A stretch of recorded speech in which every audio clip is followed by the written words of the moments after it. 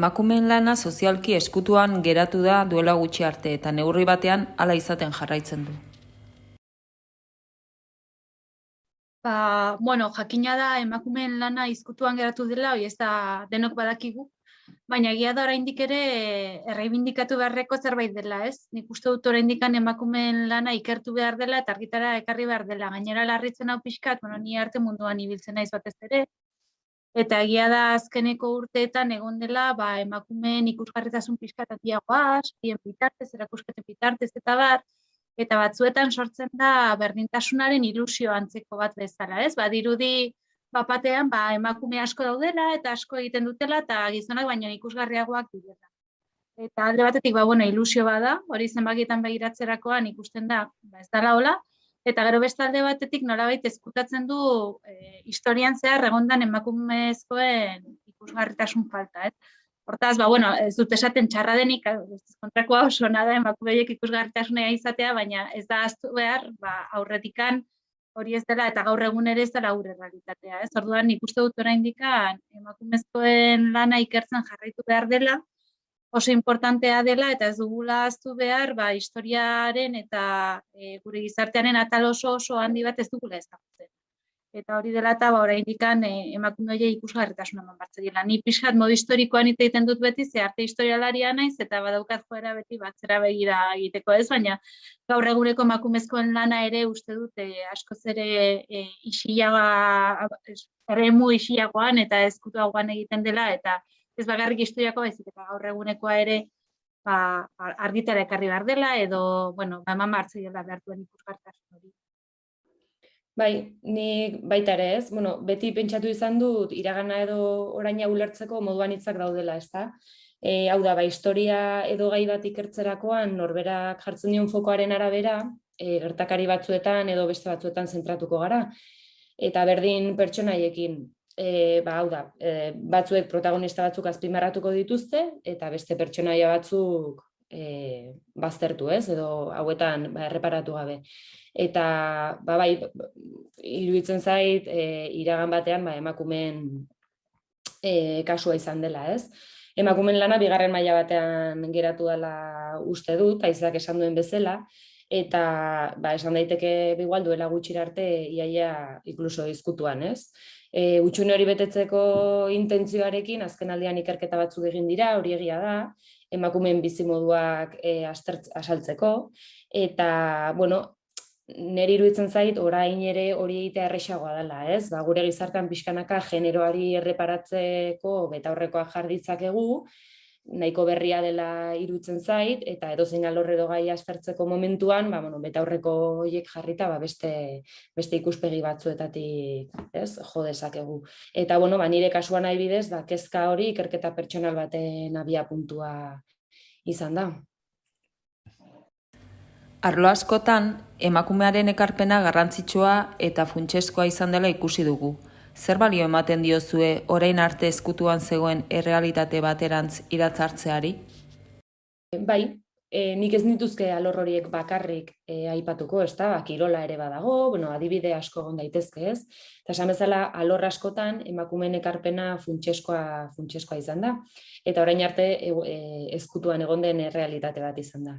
Errealitate hori fokoa jartzea oso balioitsua iruditzen zait, errealitate hori aberastuko duelako, ez?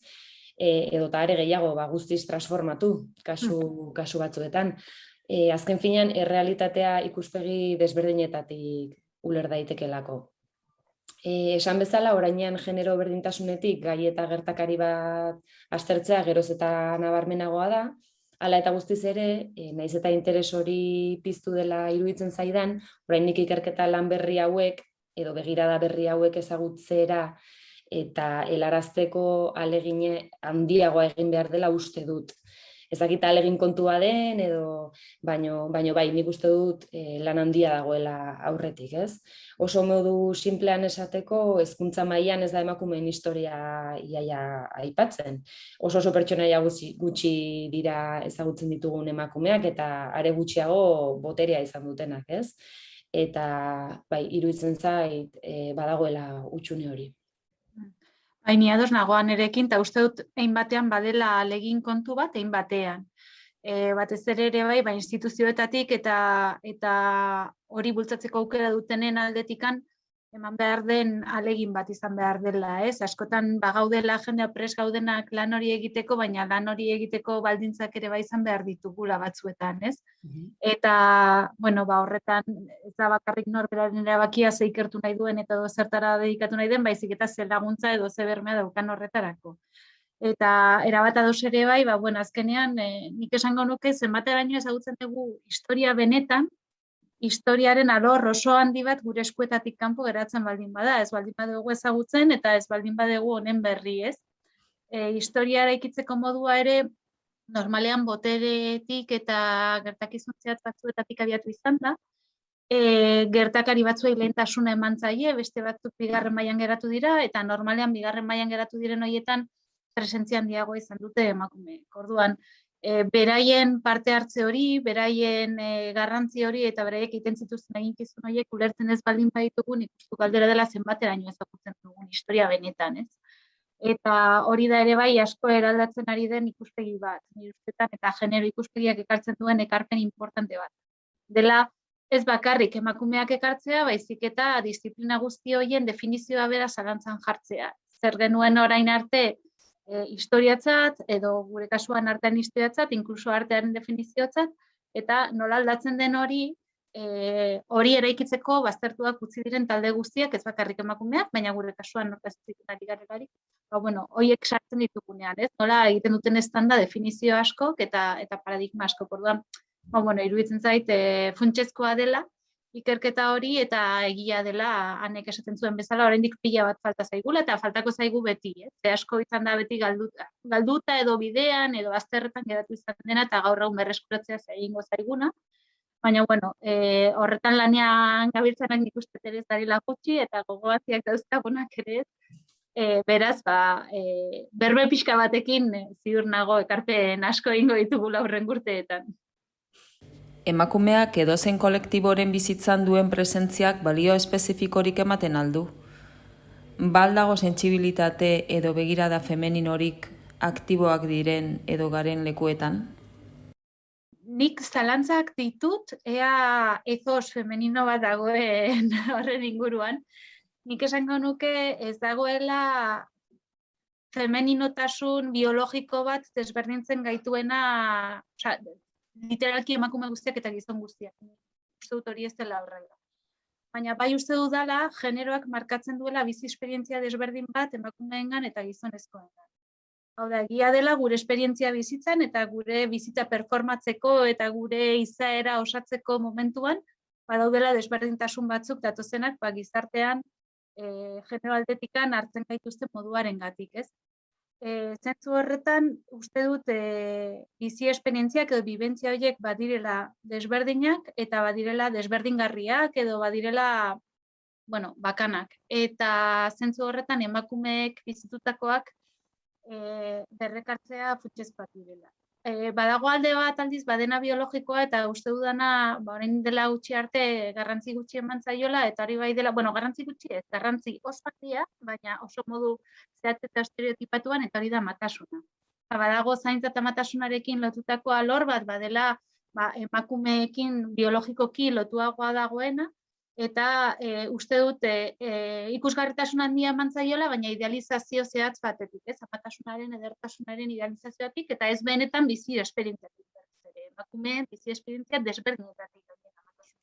Oso desberdina izan daitekeela, emakume burges batentzako bermeak ematen dituenak urte batzuk beste norbaitek hazitan, edo emakume langile batena, nekazari batena, edo bizi esperientzia desberdina dauzka. Orduan nik uste dut badela funtsezkoa berreskuratzea emakumeen bizi esperientzia horiek, baina batez ere genero ikuspegitik begiratuta, ez igual horren beste feminitatearen ezosaren ikuspegi batetik. Hori pixka eta arriskutsua iruditzen zaiz, emakume guztiak ere multzo berdinean sartzen gaitu eta gure bizi esperientziak erabat desberdinak izan daitezke eta ez bakarrik gure sexu biologikoak definituak. Bai. Ni, Aizea, erabat ados zurekin, nik amatasunaren ekarpen txiki hori egin nahi nuen baita ere, baina ez dut nire burua errepikatuko, baina guztiz ados nago horrekin. Bestalde iruditzen zait, hori ez, baita ere, sentsibilitatea begirada femeninoarekin ez dut uste lotu behar degunik, ez? Horrela hain, hori, ez zait iruditzen. Iruditzen zaidana da, horrelako loturak egitea arriskutsuak izan daitezkela. Hau da, emakumeak sentsibilitatearekin lotzen baldin baditugu, gizonezkoak zer aldarrikatuko dute. Indarra, ekiteko indarra, eta horrek nora eramango gaitu, ez? Indarkerira, gaur egun berri nahiko tristeak entzuten ditu oraindik ere, ez? 21. mende honetan. Eta, begirada femeninoa zergatik izan behar da sentsibilitateari lotua, ez? Zenbait kasutan sentsibilitatea ahuleziarekin nahastu daitekela iruditzen zait gainea. Osake bai, pixka eta arriskutsua iruditzen zait lotura horiek egitea. Eta, begiradari dagokionez ordea, bai, sentitzen dut ikuspegi aniztasunak aberastu egiten gaituela.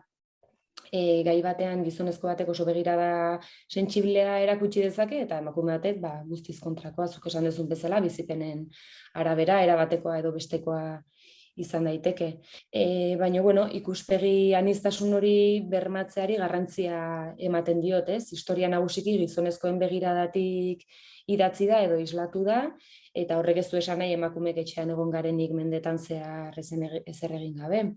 Baina, gure hautsak oraindik entzuteko daude, edo segurazki esagun bezala lan asko dago esparru horretan, ez da, eta gure begiradak ez bakarrik sentsibilitateari lotutakoak ez dira nahikoa ikusi. Feminismoaren sorreratik ideia garrantzitsu bat izan zen emakumeak hezkuntzaren bidez bakarrik gaindituko zuela menderatzea. Ideia horrek indarrean jarraitzen du ala gainditutzat eman dezakegu? Nik ere galdera honekin galdera gehiago bota dizkion nere buruari, ez? 21. mendean hezkuntza nola ulertzen dugu? Zer da hezkuntza? Esparru akademikoan hasi eta amaitzen da edo hartarago dijoa? Eskolan bakarrik ez, etxean, komunikabideetan, gizartean orokorrean, zer ikusten eta ikasten ari gera? Alor akademikoan iruditzen zait oso goi mailako hezkuntza proiektuak egon daitezkela, baina horiek berdintasunan bermatzen dute, ala ez da ala. Jasotzen dugun hezkuntza partziala bada, aukeratzen dituen informazioak, datuak, baloreak gizartearen alde batekoa bakarri baldin badira, adibidez hezkuntza matxista baldin bada, ez da gizartea aldatuko. Berdintasunerako hezkuntza baten bidez, agian bai, edo hori espero dunik, baina gizarte mailakoa izan behar duela uste dut. Gainera, berdintasunean oinarritutako hezkuntza baten bidez ez da emakumea mendekotasunetik ateratzen soilik. Nik uste dut gizonezkoa ere aberastu egiten dela, berdintasunetik. Gaindituzat eman dezakegun oso oinarrizkoa izan den hezkuntza, alfabetizatzearena, eskolara joateko eskubidea eta bar, hori gaindituta dagoela uste dut, baina gaur egun mendetasunetik ateratzeko ordea, ez dut uste hezkuntza akademikoa edo tekniko batek irtenbidea ematen duenik. Oso goi mailako titulua duen emakume baten inguruan edo bikotea adibidez, balio matxistak mantentzen baldin baditu, mendetasun horretik ateratzea nahiko zaila izango dalako. Bai, erabat ados nago nek esandakoarekin, eta horri zerbait gehitzekotan esango nuke pixkat berak bota duen galdera horretatik abiatuta zer da hezkuntza gaur egun, ez? Eta, beste hezkuntza ikasteko beste espazio batzuk ere bai badirela. Elkarrantolaketan, adibidez, komunitatean egindako lanetan, esperientziatik abiatutako elkarketetan eta ikerketetan, eta uste dut hain formalak ez diren hezkuntza espazio horietan ere bai ematen dela ikasteko aukera gaur egun ere, eta hori adibidez feminismoak bultzatu duen ikasketan mota bat ere izan dela. Gaur egun emakume batzuentzako igual espazio horiek eta lan egiteko modu horiek berrikasi behar dituenak, ez direlako gure gizartean igual ohikoenak edo gehien erabiltzen direnak, izan dira ikasketa esparru bat, bere burua baloratzen ikasteko, autonomia irabazteko, edo, beste ikasketa mota batzuetarako. Ikasketa batzuk igual nek esaten zuen bezala, ez, derrigorrez ez ditugunak zertan jaso behar, bigarren hezkuntzan tamalez edo goi mailako hezkuntza batean, ez. Orduan, nik gehituko nuke gehiago hori, zer den hezkuntza gaur egun eta hezkuntza hori non jasotzen dugun, ez? Eta noski beti hezkuntza akademikoa importantea dela eta batez ere kuriosidadeak beti ematen dizu tresnak gauza gehiago deskubritzeko eta printzipioz hezkuntzak horri bultzada bat eman beharko lioke, ez? Eta kritiko izateko. Baina beste espazio batzuetan ematen diren irakaskuntzak eta ikasketak ere azpimarratu beharko ditugula iruditzen zait.